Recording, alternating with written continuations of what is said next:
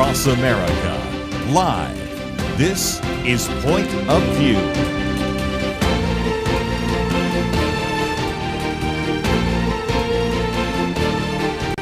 And now, Kerby Anderson. Thank you for joining me. It is the Monday edition of Point of View. I hope you had a great weekend. And as you might imagine, as I announced last week, we're going to come back to something we've been talking about for some time, and that is the Support the SAVE Act.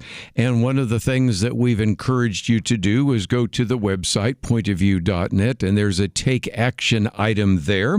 An email coming from me right now should be landing in your inbox, which also says take action, and the idea, the Save America Act. And if you were listening last Monday, you know that one of the articles that we were quoting from pretty extensively was one from our friend Jon Lott, which was entitled Why We Need the Save America Act, and went into some facts and figures, some of which we've cited before, but others which he brought to the table. And so when we found out that Dr. Jon Lott could join us on the phone, I thought it would be great this Monday to spend some time talking with him. As you well know, he, of course, has spoken to the issue of the Second Amendment, all sorts of issues of criminal justice, founded the Crime Prevention Research Center, and so oftentimes we call upon him to address Second Amendment issues, gun control issues, but this particular piece is why we need the Save America Act. We posted it last Monday. We've posted it again for you to see on the website. So, Jon Lott, welcome back to Point of View. Oh, it's great to talk to you again. Thanks for having me on. Let's see if we can get into this, because we have, even on our Friday roundtable, I had old and young, and all of them admitted that there are some times when you see people going out in the streets interviewing, say, maybe a white liberal who says, well, I just don't think requiring a photo ID is something that everybody can do. And then they go and interview African Americans, Hispanic Americans, others, and say, what do you mean we have a photo ID? And yet that seems to be one of the contentious issues. And you took some time to pull out some facts and figures that most people have never seen, because after all, as you well know, you need a photo ID to drive, you need it to fly on a plane, you need to buy cold medicine, to drink alcohol, to, as a matter of fact, the other day we talked about, you even needed to use the pasta pass at Olive Garden. But nevertheless, as you point out, Democrats have been arguing that requiring a voter photo ID itself would be a barrier to voting, and you've actually taken the time to point out that that is not the case, haven't you? All right. Well, I mean, just on the very first point that you bring up there, if you look at surveys, overwhelming percentages, 75% of blacks support government-issued photo IDs to be able to go and vote. About 80% of Hispanics support government-issued photo IDs. And when they're asked specifically, does it discriminate against certain people, you have large majorities of blacks and Hispanics that say no, it doesn't discriminate against groups of people to vote. So, the people, when you break down the surveys, the people who are against government-issued photo IDs to be able to go and vote are well-to-do, highly educated people who have been to graduate school, people who are classify themselves as liberals, as you point out, or classify themselves as Democrats. But even within the Democratic coalition, you find that most Democrats, about 70% of Democrats, support government-issued photo IDs to be able to go and vote. So it's just the people who would be least affected in terms of being stopped even by their own arguments, people who went to graduate school, people who make over $200,000 a year, they're the ones who think that this is a problem. But as you say, the people who would supposedly be affected don't. One of the things I try to do in the piece is just look around the world. I don't think people appreciate what an outlier the United States is in terms of doing things to try to prevent vote fraud. Virtually the entire world requires government-issued photo IDs to be able to go and vote. Pretty much the entire world requires proof of citizenship. Either you have to provide documentation, or there's some national registry list where they have that information already. But, so the claim is this will disenfranchise Hispanics. Mexico, all the South American countries, Portugal, Spain, all require government-issued photo IDs to be able to go and vote. They all check citizenship. In fact, Mexico and South American countries have rules that are very similar or essentially the same in terms of providing a birth certificate, for example, to prove citizenship that's in the SAVE Act. You look at Africa, there's 54 countries in Africa. All 54 countries in Africa require government-issued photo IDs to be able to go and vote. 51 of the 54 countries require proof of citizenship in order to register to vote. And so, if the claim is that somehow Hispanics or blacks are not able to go through the process to get IDs, the question is why Hispanics in the rest of the world or blacks in the rest of the world are going to be able to do this. And in many cases, it's more difficult to register to vote in these other countries than it is in the United States. In Mexico, for example, you have to go in person to a registrar's office, and then you have to go back a second time in order to go and pick up the ID. They will not send you anything in the mail. In Mexico, they usually just have one registrar's office in different states. So there's some states where you may have to travel almost 100 miles to be able to go and register, travel back home, travel back again to go and pick up the ID that's there. And also when Mexico did its reforms back in 1991, they banned absentee ballots because of concerns about vote buying and vote fraud that was there. Yes. And yet, with all those restrictions, plus they have a thumbprint on it, it's just not your photo, you would think there would be a big drop in the rate that people were voting. But in fact, voter turnout increased fairly dramatically afterwards in the 3 presidential elections prior to the 1991 reforms. There's about a 59% voter turnout in the 3 presidential elections. In the 3 presidential elections afterwards, it went up to 68%. So, what you see happening in many of these cases is that once people believe that there'll be less fraud, once they believe that votes will be more accurately counted, that's right. People have an incentive to go and actually bear these additional costs to go and register to vote and to vote. Very good. Let me take a break, and when we come back, I want to get back into it. But again, to me, one of the things that was so unique, all of us over the years have written about photo IDs, but the fact is, again, if indeed we're concerned about black voters, well, 51 of the 54 countries in Africa demand even proof of citizenship, and all 54 require an ID. If the Hispanic issue is an issue, look at Mexico and all 12 South American countries, along with Spain, that mandate government-issued photo IDs. Just some great material in this particular piece that we've never cited before, which is why it's our first article today on the website. We'll come back and talk about some of the other very insightful perspectives in this piece by Jon Lott right after this.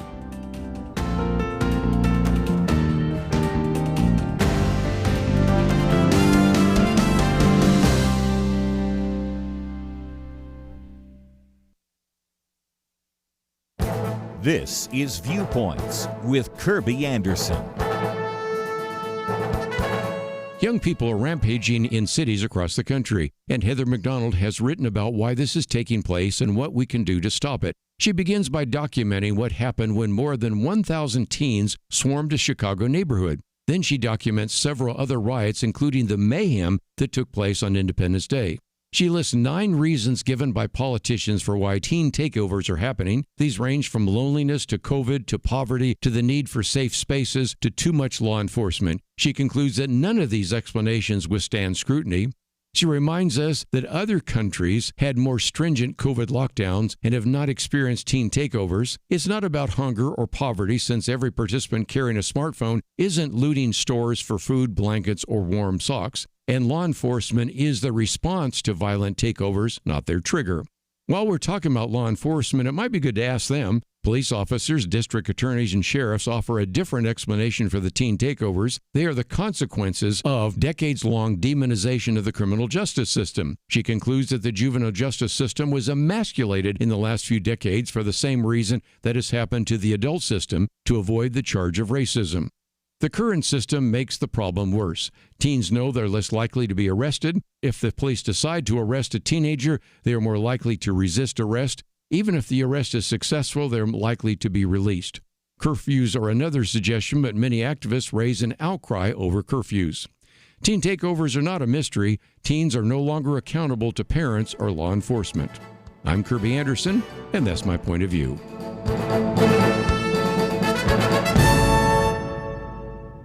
Go deeper on topics like you just heard by visiting pointofview.net. That's pointofview.net.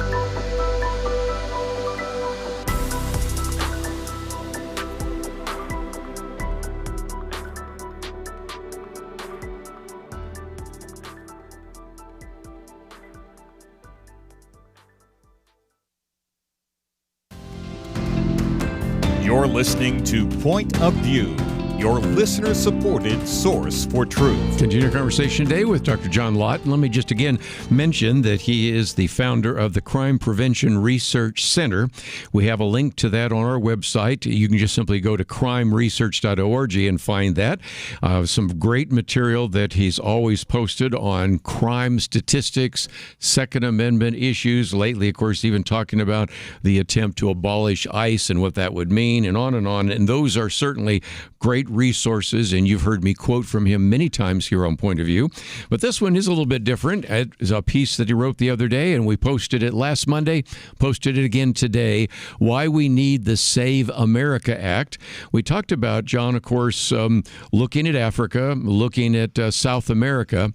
Europe is kind of an interesting set of circumstances because, again, when we look there, most of the countries require some kind of ID. But part of the difference is that you have to deal with, in some cases, Northern Ireland and a couple of others. And that was another interesting part of your piece that I'd never really knew too much about. So can you kind of explain why not all of Europe has this idea of a photo ID because of actually some of the things that happened in Northern Europe, Northern Ireland, I should say?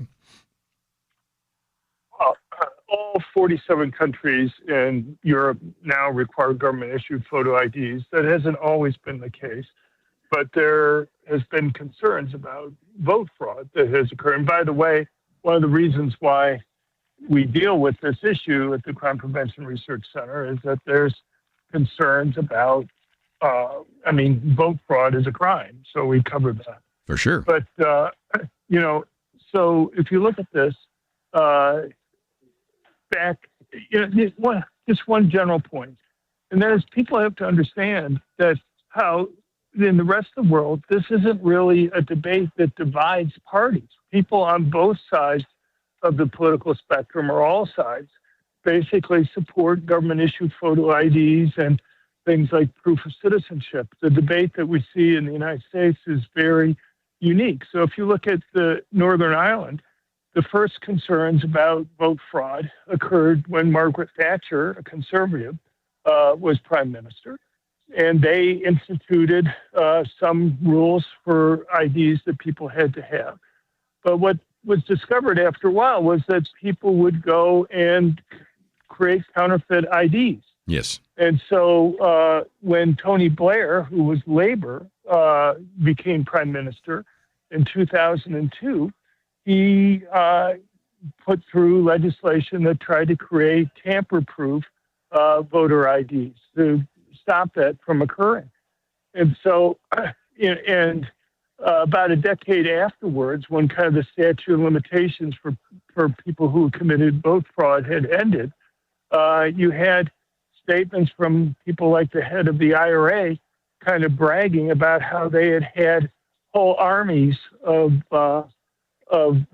cab drivers that would go and ferry people from one voting precinct to another. They would set up printing shops in order to go and create those fake IDs. How they would go and have safe houses, people could go and change the weights.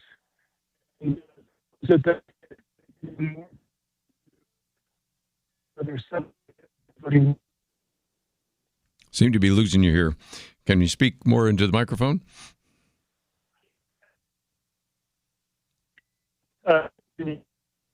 Seem to be losing you. Well, let me just simply finish that off. Maybe we'll see if we can get a better connection here because, again, some of the concerns were voter fraud that plagued some of the elections in Northern Ireland. Some of the people were talking about it being widespread and systemic, and, of course, then that was a change. And I think it just illustrates a point that we've made before, and that is even the exception is the rule, and that is all 47 European countries, except just these few parts of the UK, actually require government-issued photo identification.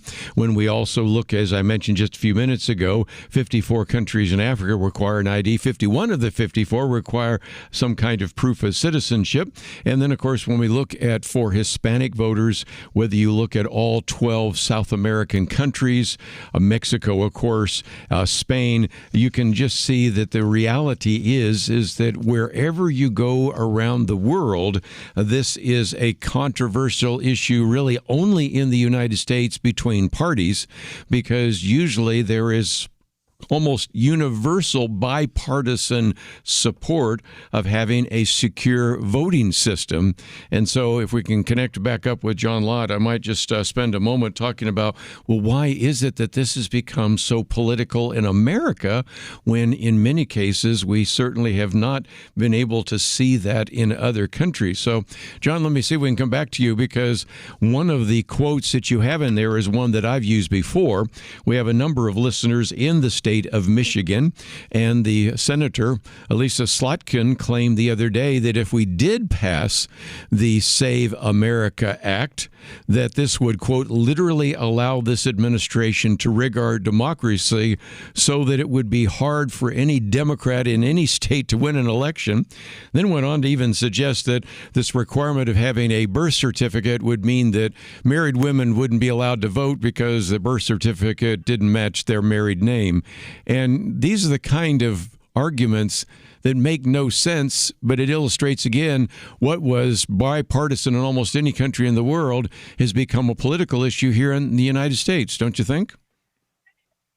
No, I think that's exactly right. You know, if you look at polling, it's basically married women vote Republican. So somehow they're claiming that Republicans are trying to set up a vote processing scheme that would make it so that people who would be voting for them would be disenfranchised. So I kind of doubt the Republicans actually believe that's going to be the case. But, you know, again, these are the types of rules that you see in other countries. For some reason, women in Mexico and South America and other countries around the world, France has ID requirements for proof of citizenship, which is extremely similar, essentially the same as what's in this Save America Act. So, you know, for some reason, women around the rest of the world seem to be able to cope with this. Yes. But I guess it's just, and again, it's just not credible to think that the Republicans are pushing a scheme that would reduce the number of votes that they're going to be getting. And nobody in the media seems to point that out to the senator or to other Democrats who are making similar comments about women being disenfranchised. married women being disenfranchised. Right. Well, again, I wanted to feature you for just a few minutes because we did talk about this last Monday. We're going to, again, encourage people to take action. There's a take action email going out. But also, I am just thrilled that you've brought the same kind of rigorous kind of statistical analysis and research on this issue that you have at the Crime Prevention Research Center. And I would encourage people to look at some of the research you've been doing, because in some of that surfaces and some of the questions about immigration and crime and a variety of others. So first of all, I just want to say thank you for writing this piece, and thank you for giving us a little bit of time today on Point of View to talk about it. Oh, no, thanks for having me on. I'm glad you're out there.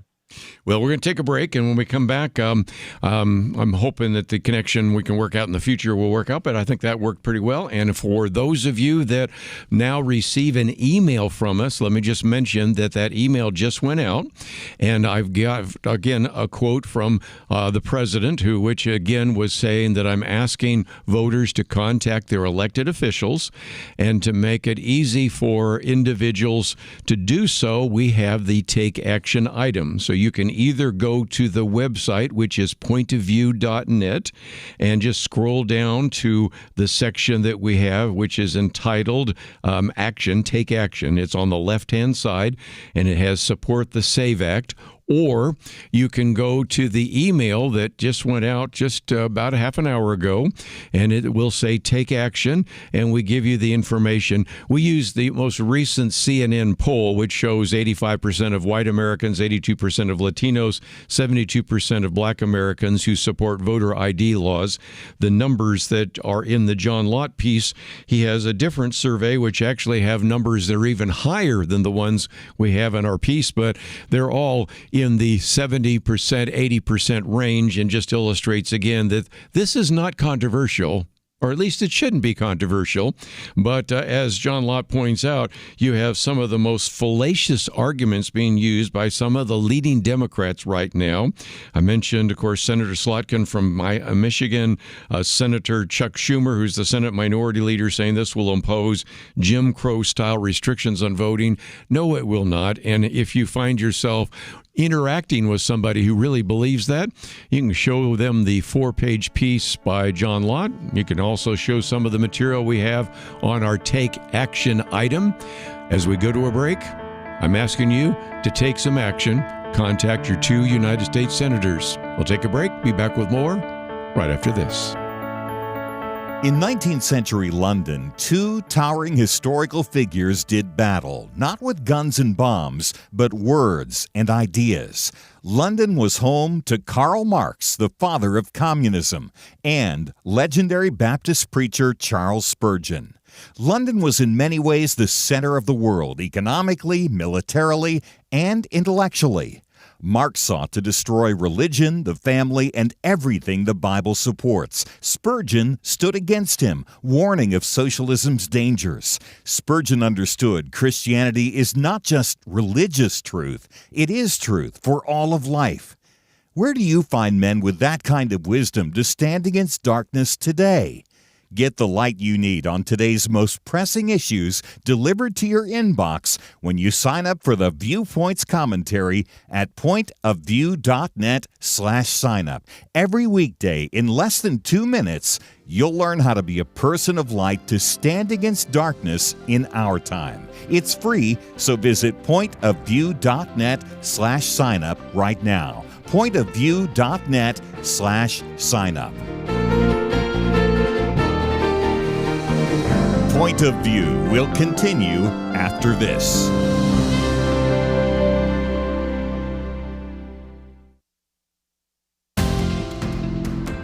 You are listening to Point of View. The opinions expressed on Point of View do not necessarily reflect the views of the management or staff of this station. And now, here again, is Kerby Anderson. Back once again, if we can, for just a few more minutes, talk about the issue of voter ID. In particular, I want to look at the state of California because I think it illustrates the point of what could happen both nationally if indeed this Save America Act is passed, and how the states might drag their feet. Maybe we'll try to get a judge to issue an injunction or something of that nature. And for our California listeners, but I think everybody else needs to listen in for just a minute, you're maybe well aware of the fact that the California Attorney General, Rob Bonta, actually is an individual that has figured out a way to maybe sabotage this vote on voter ID. And this piece by John Fund, who's been on the program with us many times and has written an entire book on voter fraud, and is somebody that we really depend on so often because of his expertise, as well as the expertise of Hans von Spakovsky, who actually used to be part of the Federal Elections Commission, now is with the Heritage Foundation. But anyway, John Fund says that California Democrats, and John Fund is from California, have proven that they will stop at nothing to block attempts at passing a voter ID law in their one-party state. And what it is that California's Attorney General, who's a Democrat, Rob Bonta, is responsible for writing the title and the summary for every proposed voter initiative that will appear on the ballot in November. And he is practicing his own version of redefining this. Originally, there was a very straightforward description of what is called Proposition 39 as a measure to, quote, establish additional voter identification and citizenship verification requirements. That's pretty straightforward, about as neutral as you could make it. Okay, this would establish additional voter identification and citizen verification. But the new description, which will now be on the ballot, reads, prohibits citizens from voting unless they present government-issued identification.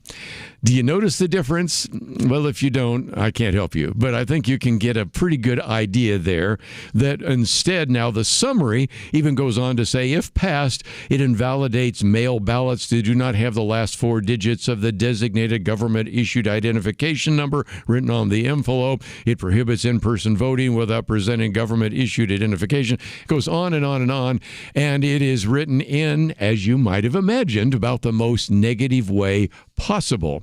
Now, interestingly enough, my dad ran for the California Assembly, and I don't know Assemblyman Carl DeMeo, but he was the one that said, you know, when Rob Bonta didn't think we would get the signatures to get Proposition 39 on the ballot, he provided a relatively fair ballot title, but now he's changed it to the most biased and dishonest one, and that's, of course, the comment from the Assemblyman. So you have to understand, there have been some people who say we need the Save America Act. Yes, we do. But they also said this is going to change this election. I'd like to believe that. I also believe that there is going to be a lot of pushback from some of these particular state officials in mostly blue states, blue cities, things like that. That is the case. And by the way, this isn't the first time.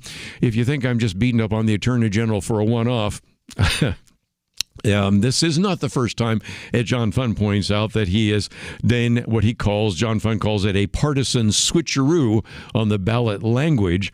When Gavin Newsom, the governor, put Proposition 50 on the ballot.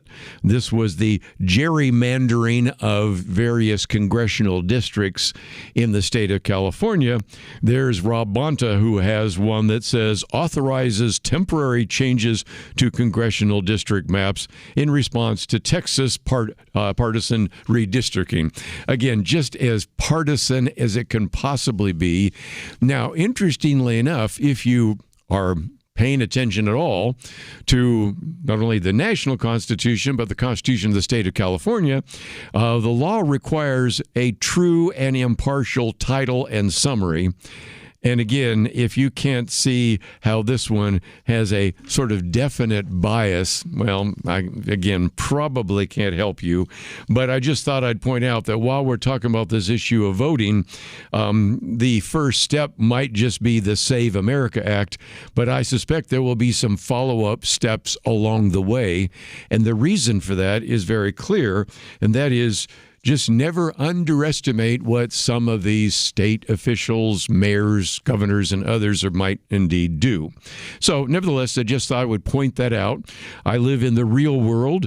I'd like to believe that everybody would do the right thing, but I think I just gave you illustrations as to why sometimes we tend to be a little bit skeptical about what individuals who have political power might do to advance their agenda or the agenda of their party. So, nevertheless, that's the case. And once again, I appreciate the good work from Jon Lott. It is really a very good piece for those of us, and Penn and Dexter have written them, and I've written them, and all sorts of us have written columns over the years talking about how a voter ID is required for so many things in life. To get on an airplane, to get in a federal building, to buy alcohol, to buy even cold medicine usually, to be involved, sometimes even to validate the tickets that you've purchased. Of course, I mentioned the other day the pasta pass at Olive Garden. You had to have an ID, on and on and on.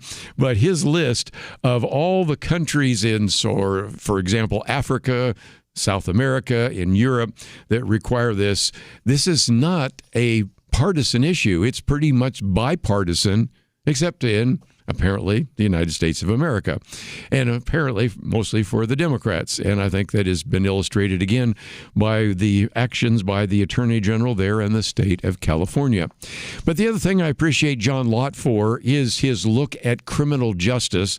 So I thought for just a minute, if you go to the website, you can scroll down to my commentary. We have the Viewpoints commentary, and the one today is about teen takeovers. I did mention it last week, but I've actually recorded it now, and you have the facts and figures. And a lot of this comes from the work done by Heather McDonald, an individual that has written about this in a number of different venues. But again, you can find this one to be, I think, very helpful just to understand how important it is to look at these issues from a very clear, common sense perspective.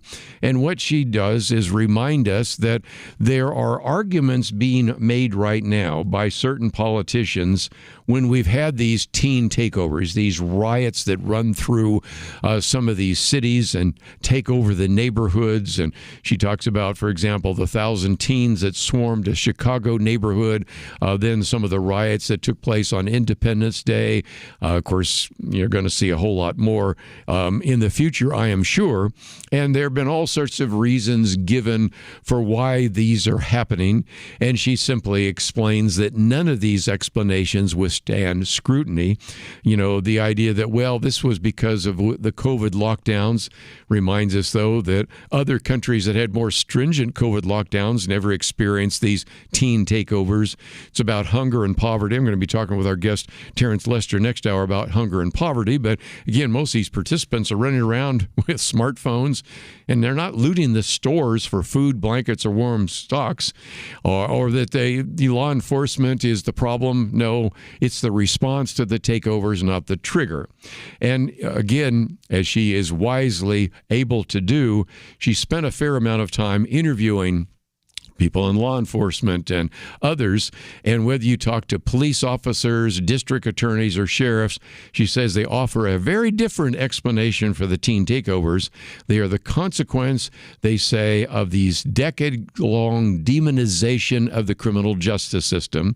And we've seen how not only that has happened at the adult level, but the juvenile justice system has been almost completely, she says, emasculated. And so the problem is taken a very dark turn because teens now know that they're less likely to be arrested. If the police do arrest a teenager, they're also much more likely to resist arrest because they think they can get away with it. And even if the arrest is successful, they are likely to be released. And so all sorts of suggestions, providing safe spaces and curfews. By the way, curfews oftentimes are attacked even by some of the more leftist groups and the rest. And so as the point I make and the point she makes is these teen takeovers are not a mystery. Teens, especially in homes where there isn't maybe a great authority structure, but teens generally know that they're no longer accountable to parents, no longer accountable to law enforcement, and these teen takeovers, which are sometimes created almost instantaneously on social media, where everybody's going to show up at the same time and they don't even announce the location till the last few minutes so that they can make as much mischief as possible without the police showing up. If you are interested in knowing a little bit more about the phenomenon of teen takeovers, you might want to go to the website pointofview.net. Look at my commentary. Also follow the link to the City Journal, where that original article by Heather McDonald is posted. We'll take a break, come back with some more right after this.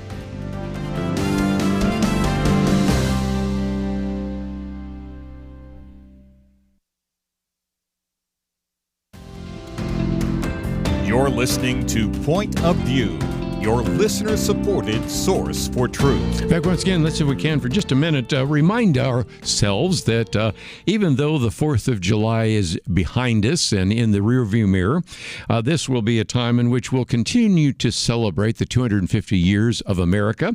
You can go to the website, and of course you can see Restoring America's Godly Heritage. And I thought before we wind down this first hour, I might just quote Jerry Newcomb's piece, in which it has the title, "The Bible and America's Presidents." We're going to be doing a future Outlook articles on the subject of the Bible and America because it was so very important.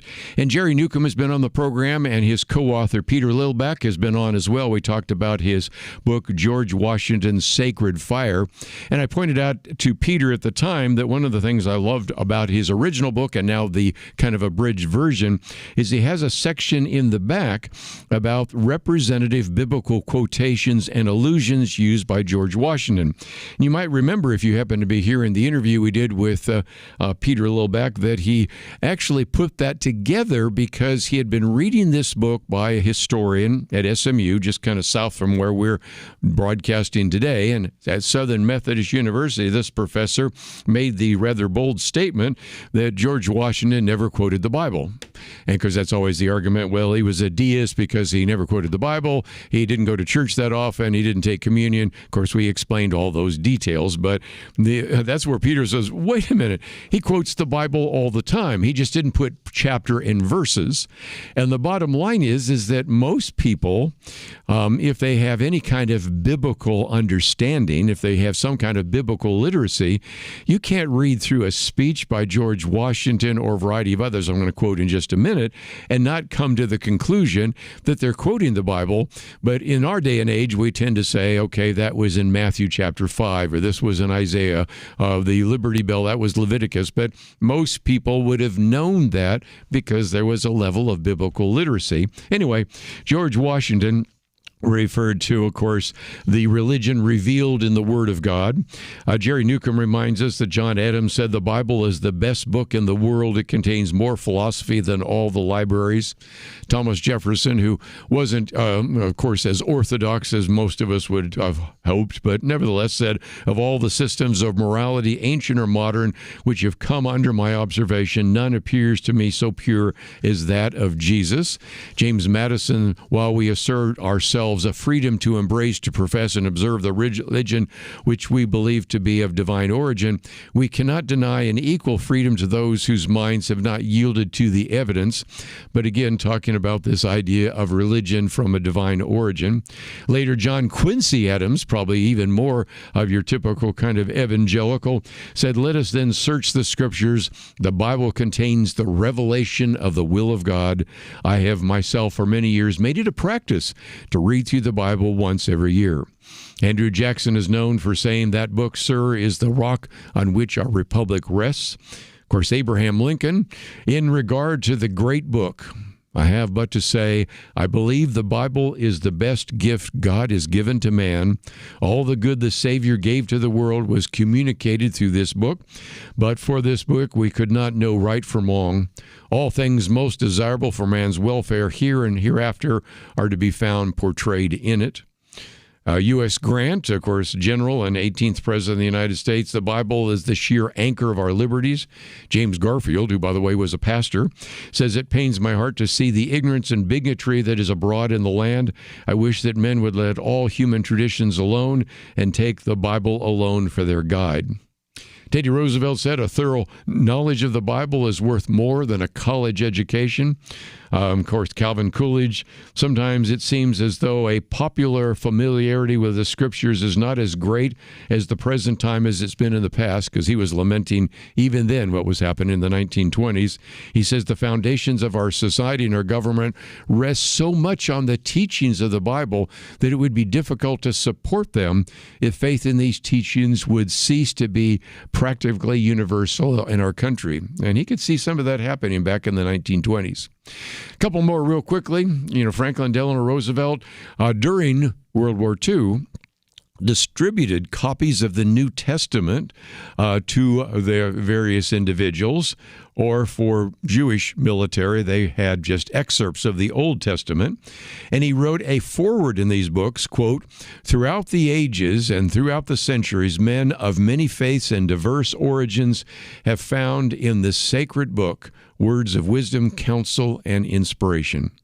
Ronald Reagan, of course, known for saying, "I found that the Bible contains an answer to just about everything and every problem that confronts us, and I wonder sometimes why we don't recognize that one book could solve a lot of problems for us." George W. Bush said, "I read the Bible every day during my pregnancy." Just a smattering of examples of what many presidents said about the Bible. But my last piece is one that is from Roger Kimball, who I quote from time to time. It's Odysseus Visits the Smithsonian. Actually, I didn't put it up there for his comments about the Odyssey, whether you like the film by Christopher Nolan or not. He really was spending some time instead, after a few minutes of discussing some other issues, to look at the issue of the Smithsonian. And I thought it was kind of interesting because the other day I was going to bring out the fact that if you're going in front of Congress and you recognize that you're going to be cross-examined or interviewed by Representative Brandon Gill, who's a Republican out of the state of Texas, you better do your homework, because if you had not seen this, you had the head of the Smithsonian who very quickly, Anthea Hartig was, in a sense, really brought down because of just some of the questions he asked. For example, he asked, "Well, are you a white supremacist?" And she says, "Oh, heavens, no. Do you think we all have biases? Well, so what are yours? Oh, dear. Do you think it would be important to be polite?" Well, immediately she says, "Oh, yes." And then he points out the fact that according to the documents from the Smithsonian, aspects and assumptions of whiteness and white culture in the United States, just even being polite, being on time, is an example of white supremacy. And so I think you can begin to see that almost any time he's had somebody come before them, it has not gone well. We had a kind of a hint of that years ago, or not years ago, but months ago, probably be fair to say, in which you had the head of the Southern Poverty Law Center, and he says, "Your organization said that restricting and banning abortion is a tool that the far right uses to maintain white supremacy." And so he asked the question of the president of the Southern Poverty Law Center, "Do you believe that pro-lifers are white supremacists?" And he says, "Oh, no." And he goes into all this. He says, "Well, look, think about this for just a minute." Representative Brandon Gill says, "How many babies in the United States that are reported are black? About 40% of all the abortions in America are black babies. Blacks represent about 13% of the population." So he asked the president of the Southern Poverty Law Center, "Does that sound like something a white supremacist would oppose?" And of course, he's take on the American Bar Association as well about their argument that the Supreme Court should reflect the racial demographic makeup of that. And so he asked the head of the American Bar Association that if that means Senate should refuse to confirm a third black Supreme Court justice. He's got so many great lines. I wished I had more time to go through those. But if you are going to actually appear before a House committee and you know that Brandon Gill is going to ask some questions, you better be prepared, because he has, on more than a few occasions, rather significantly embarrassed some of those individuals. And that's the reason I posted that one by Roger Kimball, not so much on the issue of the Odyssey as some of the embarrassing things that happened when the head of the Smithsonian had to answer some of the questions before the congressional group.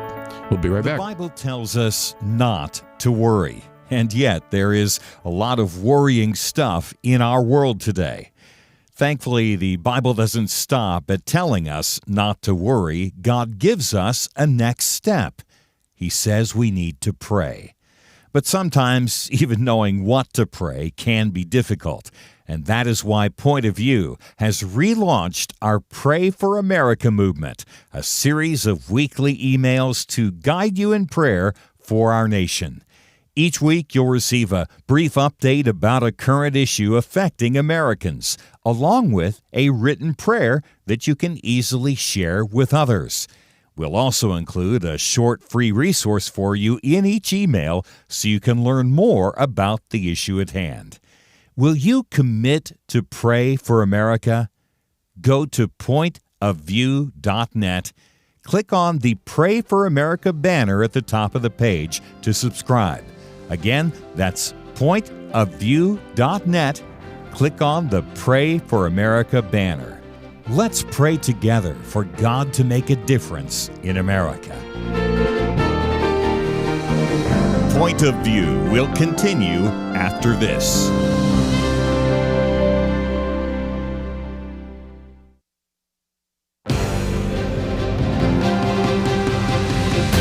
Across America, live. This is Point of View.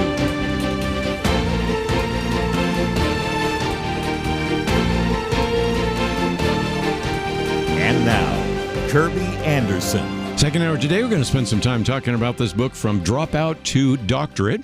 And again, I think you're going to find this very helpful, Breaking the Chains of Educational Injustice. It is written by Dr. Terence Lister, and the story is incredible. Born to a two-parent home, but then family separating, and all sorts of difficulties, turning out to be a juvenile delinquent, drops out, lives out of a car, but eventually the story turns in a very encouraging way, graduated from high school for college, getting a doctorate in public policy.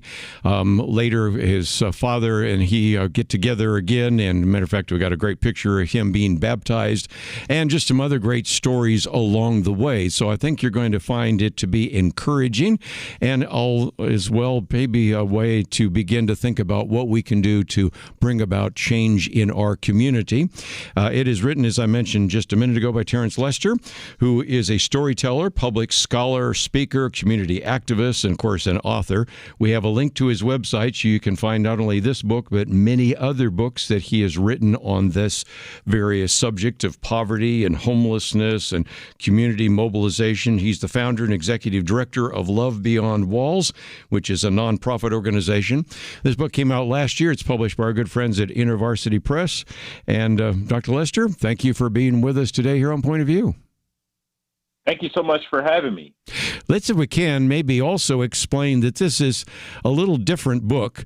And that is, when I first got it, I thought, oh, well, this will be a great story. We always love these success stories. But then I was dipping into the foreword by Jamar Tisby, in which he was referring to the charts. And I go, charts? And I start looking at that, and I realized that not only is this your story, which is really a powerful story, but it also helps us understand some of the things that were maybe unfolding, maybe some of the stories, maybe some of the facts and figures. You don't know me that well, but one of the things I oftentimes say is when we say that a picture is worth 1,000 words, sometimes a chart or a graph is worth 1,000 words. And you've got numerous charts here, so it's more than just your autobiography. It really helps us to understand, if we really want to make a difference in our community, what are some of the marching orders and next steps. Is that fair?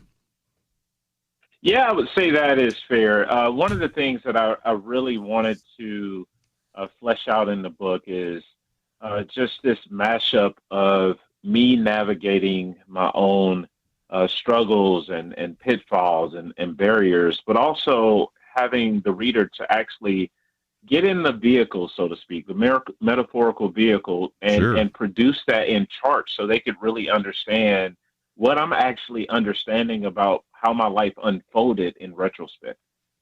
Well, and I think you've done a good job of both. And in some respects, that's the case because I think most of our listeners would say, I can't really relate to some of the experiences you have, but maybe you can take us along on the ride. But before we get into some of the very significant things that need to be said about poverty and homelessness and the rest, I guess it's fair to just let you tell the story for a few minutes of growing up in a two-parent household, then conflict, your mom taking you out, but then eventually maybe resolving, as I've already hinted at, with your father and some of the other things.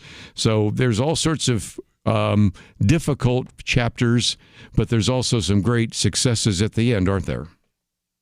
Yeah, I would say that this book is probably the hardest book that I've ever had to write. I actually started writing this book 2 weeks after my father passed. So I remember the last days that I was spending with him in the hospital, really the last weeks, and how he got a chance to tell me that one of the reasons that he gave his life to the Lord was by watching how I was serving the community and loving on my family. Yes. I remember going to church and seeing him get baptized.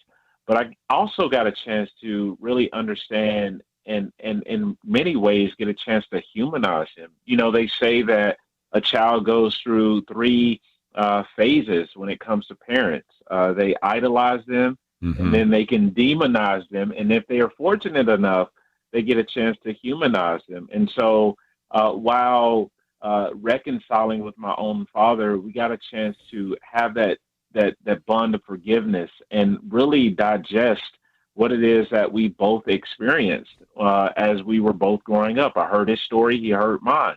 But I grew up in the city of Atlanta, experienced trauma and poverty, was involved in dropping out of school early on, even having, proximity to gangs and such, and really just did not have a lot of direction early on. But I remember my mom literally praying and talking to me about the power of education. She herself went on to get her doctorate in clinical counseling, but she set that example for me just to say, hey, if you're able to get your life on the right track and really turn it around, it can become the very thing that God uses to save your life. And so I went back to school as a fifth-year senior.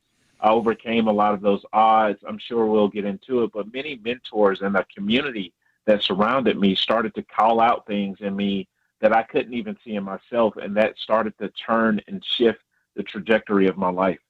Very good. Let's begin to talk about some of the difficulty parts. One of this is the idea of generational trauma and as what you call educational inequity.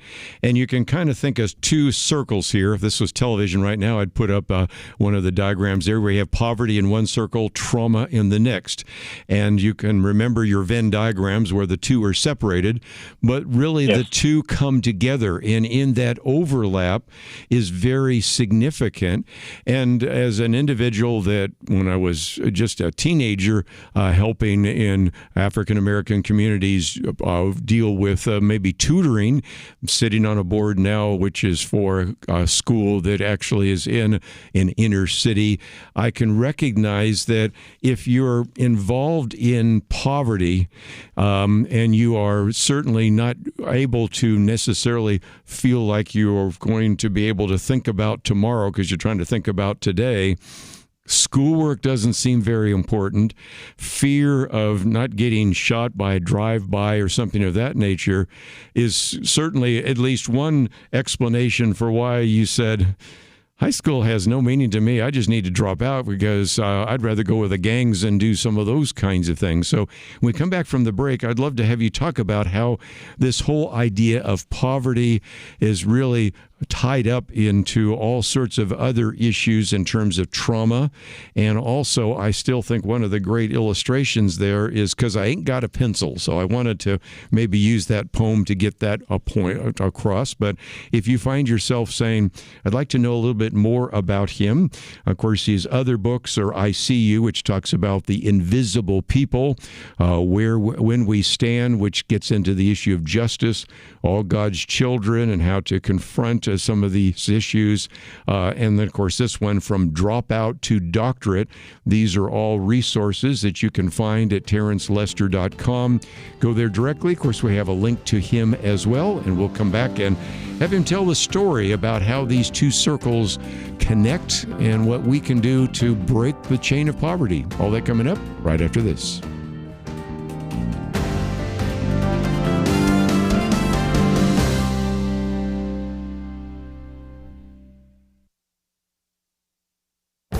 This is Viewpoints with Kerby Anderson.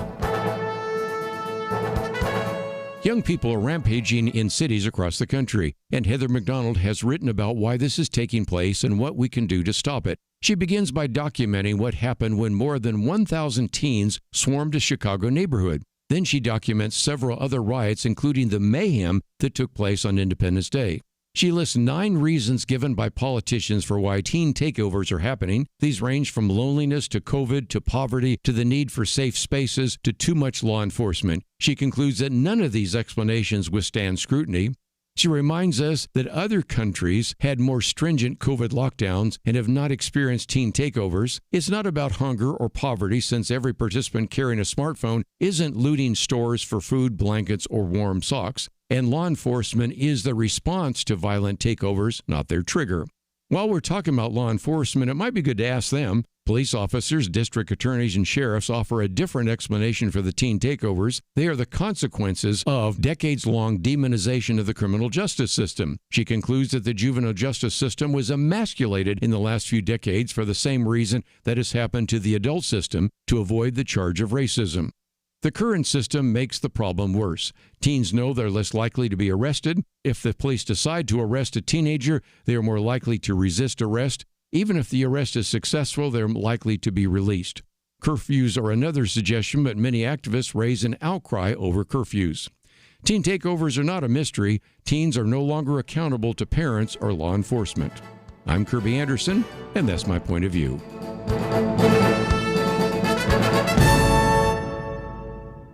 Go deeper on topics like you just heard by visiting pointofview.net. That's pointofview.net.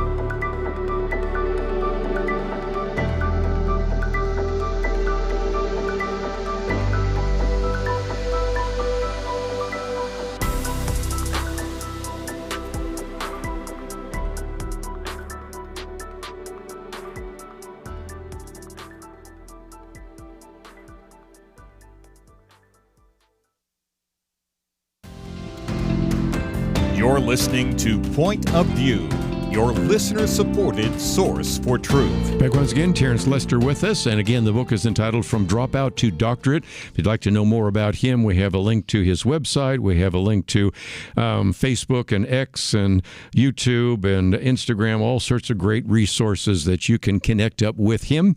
And Terence, I thought for just a minute, I might just have you address this issue of trauma, because we need to understand the trauma of poverty, don't we?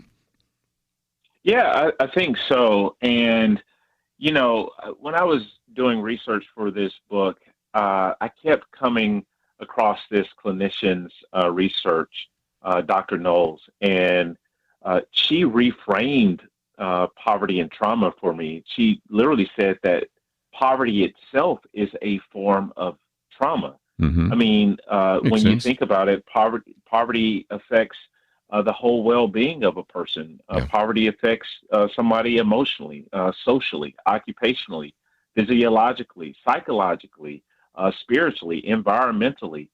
Poverty itself has the potential to rob a child or a person's ability to flourish, right? And so when you think about a child who may attend a school and they walk into a classroom and the only time that they ate was the day before when they were at school, that can actually become a barrier for them to actually obtain and receive the information that's being taught or to flourish in the school. Right now, I lead an organization where we work in Title I schools, and you would be amazed at the number of educators and social workers that says we're starting to see absenteeism go up, not because children don't have the potential to learn, but because they're being impacted by poverty. Some children don't have access to the proper necessities to wash clothes. Some people are actually living out the trunk of their cars. There's some families that are bouncing around from place to place. And it's not that the child does not have the potential, it's that poverty itself is producing the trauma that creates some of the educational outcomes that may not be favorable for that child. Well, again, it's hard to be in a classroom and see the value of learning algebra, geometry, maybe even Spanish, whatever the class might be, English, when on the one hand, you're maybe coming from a home where you don't have a washing machine, where maybe you don't have a lot. You're on food stamps or basically SNAP, maybe in Section 8 housing. You've got a friend that was shot on a drive-by. It's real hard to really want to focus on academics, isn't it? It's very hard. I mean, there is a story that I would love to share. We are building resource centers inside of Title I schools that basically function as a community center. So in this resource center, you may have washing machines and dryers, access to Wi-Fi labs for parents to come in and fill out job applications, clothing items, refrigeration, spaces where counselors and social workers can meet with the families. And there was this child that a teacher brought into the room. We had a grand opening for it. It was at a Title I school in the city of Atlanta. Mm-hmm. And this child was just like bursting in tears. They were being bullied on in class because their shoe broke. Now imagine sitting in class being taught a lesson, but you're being bullied because your shoes don't fit. And not only that, they broke apart and everybody's laughing at you, right? And so this teacher walks over to this shelf and grabs a brand new pair of shoes and hands it to the child. Yes. And the joy instantly returns, right? And we sometimes don't get an opportunity to see the correlation between the trauma of poverty and how that actually robs the joy of learning. And I think that is just a powerful picture of what it actually does and how it actually shows up in the classroom when it comes to a child carrying the poverty with them inside the classroom. Well, one of the poems that you say just brought you to tears is the one I just referred to a minute ago by Joshua Dickerson, and it's based upon a child that needed to ask the teacher for a pencil in the school because he did not have one. But again, the teacher said, well, then, if nothing else, let me have your shoe. So she takes off the shoe, and then he has a dirty sock. And this is a reminder that, I woke up because by myself because I didn't have an alarm clock. I have dirty clothes because I don't have a washer. My mom is not here because she is out, and I had to get everybody ready, and I had to go to class, and the teacher fussed because I got no pencil. And I'm summarizing a very powerful poem that helps maybe people understand that there's just a whole row of dominoes here. And as you point out, to make fun of a child because they've got dirty socks, they don't have a shoe, they have the wrong size shoes, they got hand-me-down clothes. In some respects, that was your story, was it not? Yeah, I mean, in many respects, it was my story. You would be amazed at what children or students actually carry in a classroom. I mean, even right below that poem that you just read, there's a chart that says it's the story behind the student chart, right? Yeah, very well done. Yeah, the students' classroom's presence, right, is different from their actual home life, right? I remember walking into classrooms at times, and teachers. I tell a story in the classroom where I just witnessed domestic violence a couple of days before, and it left me mute, like where I could not speak in the classroom. And the teacher comes in and she's walking around the class and she's pointing out, students to answer a question. And she got to me and I did not say anything. Mm-hmm. And because she wasn't trauma informed, her punishment to me was to put me in a closet. I remember she made me pick up my desk with some of my peers and she put it in like a closet that had all of the resources that they were storing and closed the door. And I still hear the students' laughter, right? And so a student's presence in the classroom is different from their home life. And that is different from the social environment that they're growing up in. And that's different from the lived experiences that they have. And that's different from the emotional weight that they may carry. And so it is important. It is absolutely important for parishioners, for churches, for teachers, for educators, for any person that is doing good work in the community and wants to see people flourish, to have a trauma-informed approach to even understanding that somebody else's life and journey may be different from their own. Are there resources at your website where if somebody is listening right now, they might be in a public school, they might be in a Christian school, a parochial school, or something like that? Because that, I think, if you spend any time in the first part of your book, is a big issue. And that is something where some people might say, well, I want to learn and I want to do the right thing, but where do I go to find that out? Definitely. I would definitely suggest that they pick up a copy of the book, but also we have a workbook that goes along with it. And, if you're wanting to understand how we approach ministry work or community work as an organization, they can go to lovebeyondwalls.org.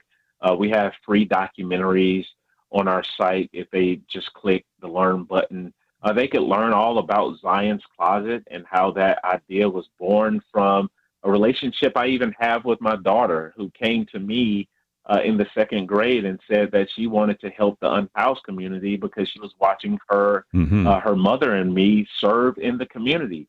And now we've launched the community network of care closets in 5 Title I schools, caring for a little over 3,000 students who may at any given point be in need or be experiencing housing instability. We would love to talk to anybody who reaches out to us, just to partner, just to, bounce around ideas, but most importantly, think of creative ways to continue to show up and serve this community. Again, I might just mention that, of course, we have broadcast all over the country, from Florida to Maine, from California to Alaska. But given the fact that where you're located, I would think that our listeners in Georgia, in Tennessee, in Kentucky, in Mississippi, in Alabama, places like that, you're very close and could even come and speak or do a seminar or something of that. Is that available? Yeah, speak all around the country. We currently have partnerships that are developing in New York and one in Canada and one in Louisville, Kentucky. I'm going out to California to lecture to community college students about the importance of being proximate to their neighbors who may be faced with homelessness and poverty. I love to talk, but most importantly, we love to educate, because at the end of the day, right, it is about how much compassion that we have towards our neighbors who may have different experiences from ours, that may become the very thing that God uses to restore their lives. Well, again, you can go to the website, even during the break there, TerenceLister.com. Of course, you can find the link there. This place where you could schedule him to speak. Let's take a break. We have a lot more to cover, from Dropout to Doctorate, right after this. The Bible tells us not to worry, and yet there is a lot of worrying stuff in our world today. Thankfully, the Bible doesn't stop at telling us not to worry. God gives us a next step. He says we need to pray. But sometimes even knowing what to pray can be difficult. And that is why Point of View has relaunched our Pray for America movement, a series of weekly emails to guide you in prayer for our nation. Each week, you'll receive a brief update about a current issue affecting Americans, along with a written prayer that you can easily share with others. We'll also include a short free resource for you in each email so you can learn more about the issue at hand. Will you commit to pray for America? Go to pointofview.net. Click on the Pray for America banner at the top of the page to subscribe.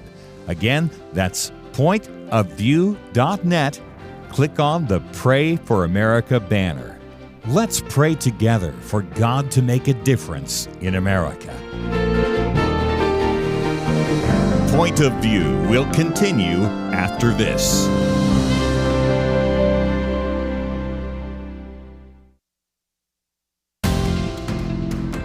You are listening to Point of View.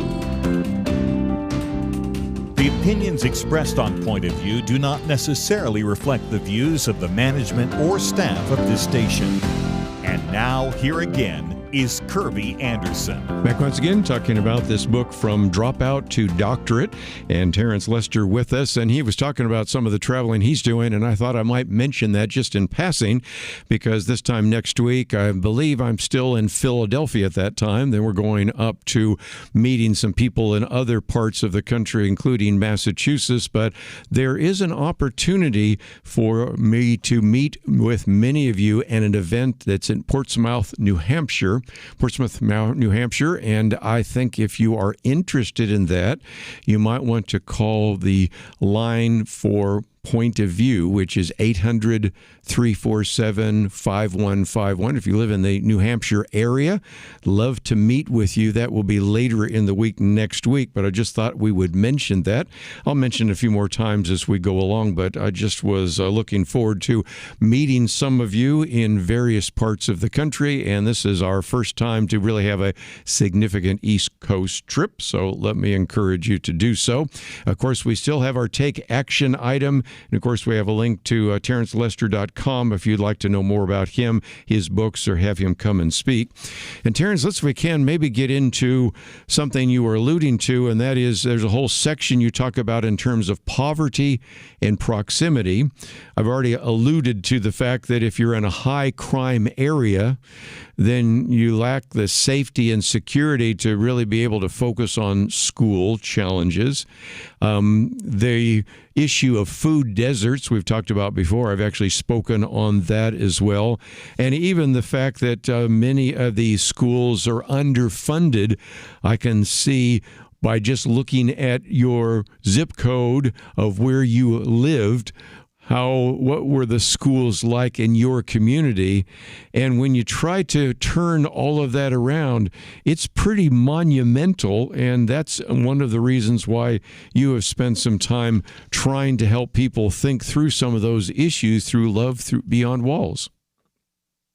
Yeah, I mean, I'm glad you brought up the poverty and proximity table because it lays out the actual challenges that's created and the type of community support that's actually needed to navigate them. I remember growing up and I remember the divestment in the community, the outdated building structures, the whole nine, right? And so when I hear you reflect back to me, I can't help but think of the hundreds and hundreds of students that we've even served this year who have families who may live in food deserts, Yes, that don't have access to nutritious meals on a regular basis, families who may have higher health challenges or health problems that lack health care insurance, right? Where there are economic challenges, where there's high crime, where there's transportation barriers. Mm-hmm. Right now, yes, close to where we are, there's several schools that are being shut down because the student population has decreased. But when you look at the causes of that, the cost of housing has gone up. the property taxes have gone up, and the families who used to stay in these neighborhoods can no longer afford to stay there. Mm-hmm. And they don't have the other options that some of the more wealthier families have to send their students to private schools and such. And so this one school that we're partnering with, they're moving 7 minutes up the street.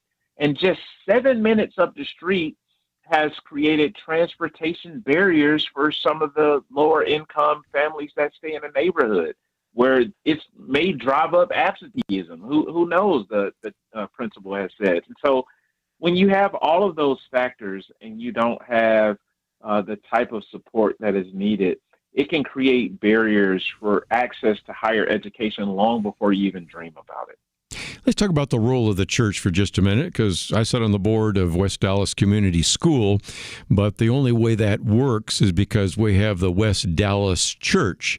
And as a result, to begin to address some of those issues, because I remember when I had to speak one time, they wanted to talk about getting kids off screens, and I thought, well, that may not be an issue, because after all, we're in a kind of a poverty area, and I've been thinking about the issue of digital divide. Well, it turned out that was wrong because they all have their phones.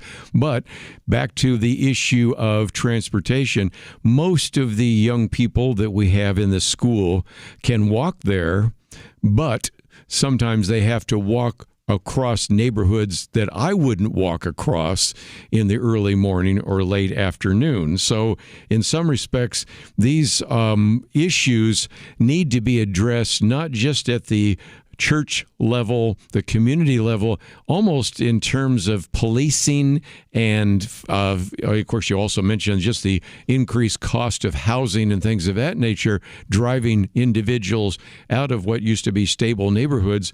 These require kind of a multifaceted approach, don't they? Yeah, it's very multifaceted. It would require proximity, presence, that purpose piece that you're talking about in relationship to the church. Does the church really feel called?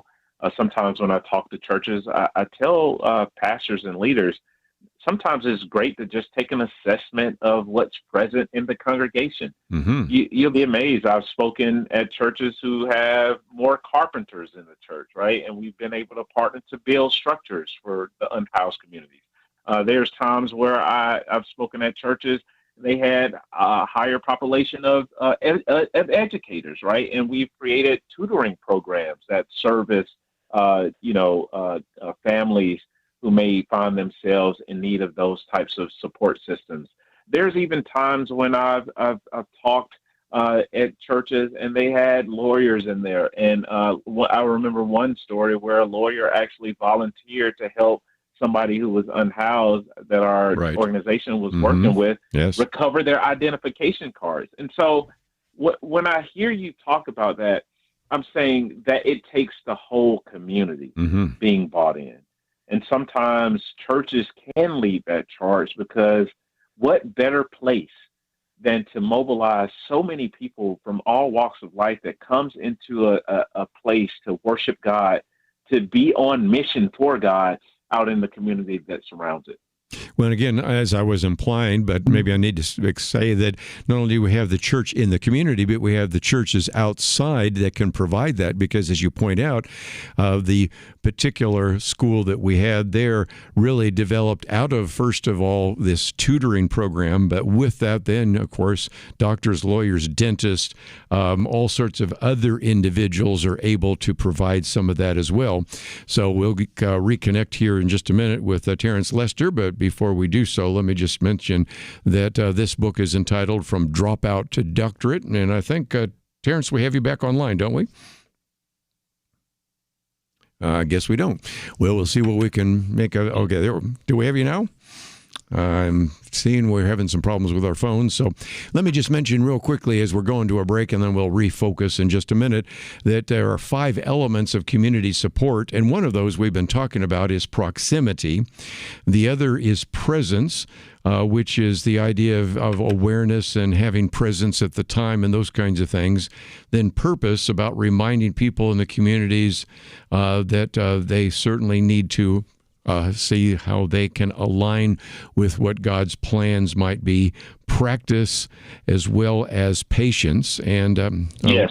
Terence, I think we got you back again. Just lost a phone line there just a minute ago, but talking about those elements of community support, I love them because you're easy to remember: proximity, presence, purpose, practice, and patience.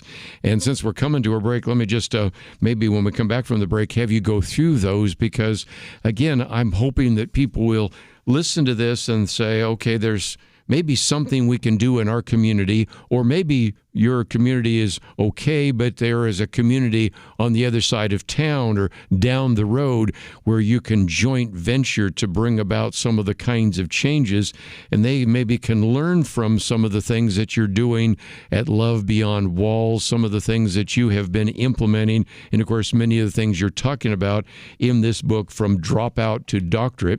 So again, if you find yourself saying, well, I'd like to know a little bit more about what he is writing about today, of course we have a link to the book as well as a very good piece, Imagine Dignity podcast, which you might want to begin to listen to. I might recommend his previous books, I See You, How Love Opens Our Eyes to Invisible People. And the sad reality is sometimes the poor, the homeless, and others tend to be invisible to us. Then When We Stand, The Power of Seeking Justice Together. Of course, All God's Children, I mentioned that. And of course, this particular book, From Dropout to Doctorate. Again, some very helpful material, not only, of course, his autobiography and some pictures of him and his father and others, but most importantly, just a way to begin to think through what you as an individual, what you as a church or community can do to bring about some kind of positive change. Let's go back and we'll talk a little bit more about some of the elements of community support right after these important messages.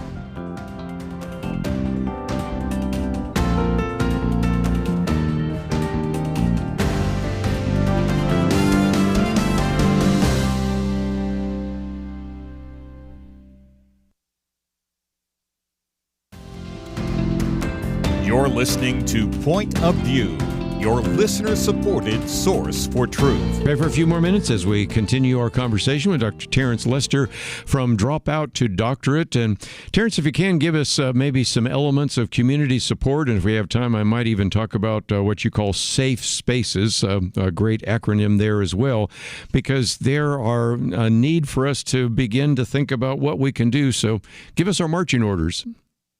Yeah, so there are 5 elements of community support. So firstly, there's proximity. And proximity is more than support, because proximity means that you're close enough to actually stand with people in their suffering. And I make the distinction because proximity is not carrying the suffering for people, but helping to carry those who are suffering. And it's different from the next P, which is presence. Because presence is all about awareness. It's about helping that person or community feel seen. Presence is about affirming a person or a community's dignity and inherent worth. And it reassures others that they're not alone in their suffering. And presence is different from purpose, because purpose reminds people and communities that they have purpose, regardless of what they have endured, no matter the amount of suffering. That can't take away from God's purpose for their life. And it aligns with Jeremiah 29, verse 11, when God says, I know the plans that I have for you. And the purpose is different from the practice, because practice is all about creating space for people to feel free to be themselves, right? To overcome their struggles, to learn, to grow. Sometimes we don't create enough space for people to actually practice. Right? Practice becoming who God has created them to become. And the last one is the most important, which is patience, because the embodiment of patience is probably the most important, because it's all about long suffering. If we engage a community with proximity and presence and all of those things, but we don't have patience with people to grow, then we're actually pushing them away versus creating the grace and the mercy and the space for them to actually grow. And so we have to be long-suffering with people, right? And we can't be weary in doing good, because the Bible tells us that we will reap if we don't faint, right? And so I am a product. I'm on this call with you today because people practice these 5 elements with me, and I was able to overcome. And I'm serving community because I've given my life to God because of what the community has shown up to give to me. One of the things I appreciate is at the end there you say this was, as you pointed out, the hardest chapter I've ever written. That's because I missed my father, but also because I realized just how much of the power of community changed my life. The community empowered me to do so many things that helped me to succeed educationally, encourage forgiveness, and help me forge a friendship with my father before he took his last breath. And so you talk about the importance of community, and sometimes in our churches, they're really just sort of silos. And I've seen over the years a community around a church changes. And whereas before there was a lot of interaction with the community, now there isn't. And yet, in some respects, that new community around the church could be like a mission field. So you talk all the way through about the importance of community. And that's why I thought it would be good to end about that. But just before I let you go, talk about how people can use the book. I think many people might tend to pick up the book just to have a wonderful story about an individual who was a high school dropout who's now has his doctorate and teaching at school and having all these kinds of great experiences. But throughout it, you've laced in all sorts of very important principles about poverty, about racism, about the need for us to reach out to individuals, and how the community can be a very successful force. So how can people use this book? Yeah, I would say first is just becoming aware of some problems that people may be out of touch with or not knowing really much about. That's the basis, right? The second thing is all throughout the book, if you really follow my story, every pivot that I had on my journey, right, there was always a person who became community to me that actually helped to change my life. And what I'm really saying to the reader without saying it is that you too can take part in that. You too can become the community that someone is waiting on or that stands in need of, right?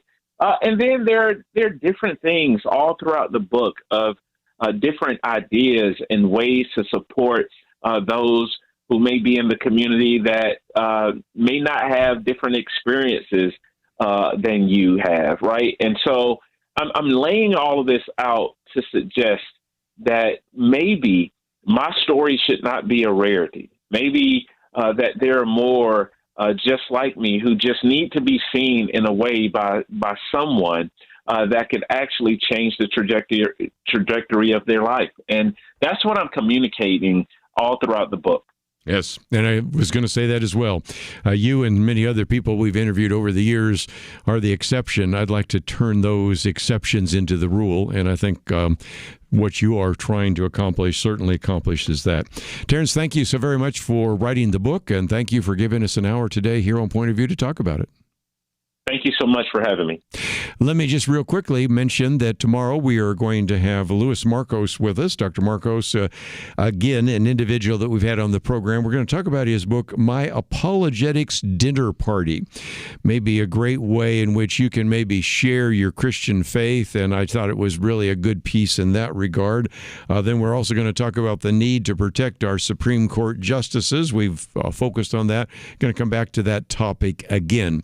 But just before we're out of time, a couple of action items. Number one, of course, the action item that we started the program with, and that is for you to encourage your 2 United States senators to move forward and to vote for the Save America Act. I recognize I broadcast in a number of states where your senators are not interested in that, but they need to hear from you anyway. And, of course, we also need to encourage some who are already supporting of it, but showing that there is a reason to move forward. There is such a resistance right now, not just from many of the Democrats, but even from some of the Republicans about this issue, and it shouldn't even be a partisan issue. As we talked about with Jon Lott, this is sort sort of bipartisan in every other country, but not in the United States. And so we want to encourage you to contact your two senators. You can follow up on the email that I sent to you, or you can go to the website, pointofview.net. As I mentioned, we'll be traveling next week, and I'll be in Pennsylvania and Massachusetts and New Hampshire, just to mention a few off the top of my head. And those of you in Portsmouth, New Hampshire, we'd love to see you. And there's a place where you can join up with us. And this has been something we've done before in Georgia and Ohio and Illinois and a variety of other places, California. So again, if you are in that general area there in New Hampshire, would like to know the date, the place, and the time, you can give us a call, 800-347-5151, and we would love to connect up with you because I'll be traveling next week. It's just a great time from time to time to meet many of you who have been listening to Point of View for some time, never really made an East Coast trip, and that was going to be one that we'll be meeting a number of our friends and supporters. So looking forward to that as well. But if you find yourself saying, I'd like to get some of the information you've mentioned, even in the last hour, and even in this hour, you can simply go to the website, pointofview.net. Of course, you have my commentary, you have our take action items, and all of it available at the website, pointofview.net. As always, I want to thank Megan for her help engineering the programs. Terrence, thank you for, not Terrence, but Derek, thank you for helping with the program. See you back here tomorrow on Point of View. It almost seems like we live in a different world from many people in positions of authority. They say men can be women and women men. People are prosecuted differently or not at all, depending on their politics. Criminals are more valued and rewarded than law-abiding citizens. It's so overwhelming, so demoralizing. You feel like giving up. But we can't. We shouldn't. We must not.